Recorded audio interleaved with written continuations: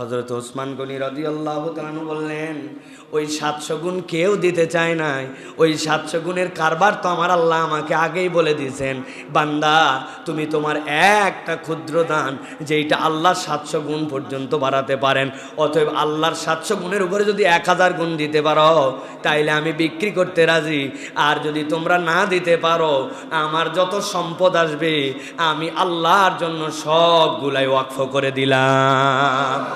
সবার কাছে অনুরোধ, আমার চ্যানেলটি দয়া করে সাবস্ক্রাইব করবেন। কেহই সাবস্ক্রাইব না করে যাবেন না, প্লিজ সাবস্ক্রাইব করুন।